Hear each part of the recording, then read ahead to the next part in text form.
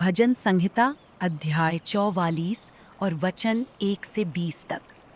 हे देश, देश के सब लोगों, यह सुनो। हे संसार के सब निवासियों, कान लगाओ। क्या ऊंच, क्या नीच, क्या धनी, क्या दरिद्र, कान लगाओ।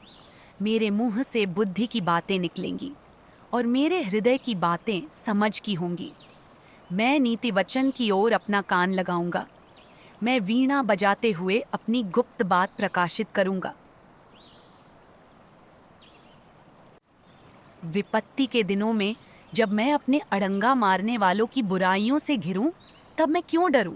जो अपनी संपत्ति पर भरोसा रखते और अपने धन की बहुतायत पर फूलते हैं, उनमें से कोई अपने भाई को किसी भांति छुड़ा नहीं सकता है और न परमेश्वर को उसकी संति प्रायश्चित्त में कुछ दे सकता है, क्योंकि उनके प्राण की छुड़ौती भारी है, वह अंत तक कभी न चुका सकेंगे। कोई ऐसा नहीं जो सदैव जीवित रहे और कब्र को न देखे, क्योंकि देखने में आता है कि बुद्धिमान भी मरते हैं और मूर्ख और पशु सरीखे मनुष्य भी दोनों नाश होते हैं और अपनी संपत्ति औरों के लिए छोड़ जाते हैं। वे मन ही मन यह सोचते हैं कि उनका घर सदा स्थिर रहेगा और उनके निवास पीढ़ी से पीढ़ी तक बने रहेंगे। इसलिए वे अपनी अपनी भूमि का नाम अपने अपने नाम पर रखते हैं। परंतु मनुष्य प्रतिष्ठा पाकर भी स्थिर नहीं रहता।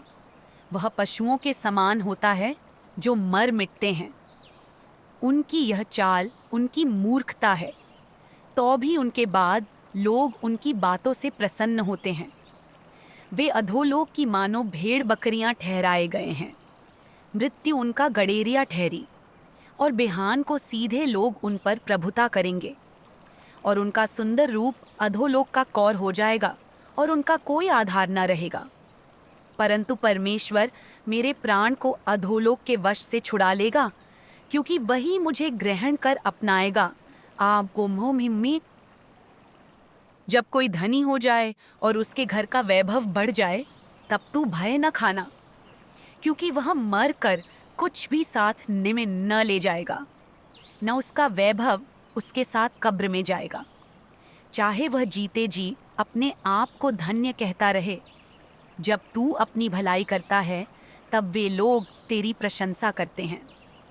तो भी वह अपने पुरखाओं के समाज में मिलाया जाएगा, जो कभी उजियाला न देखेंगे।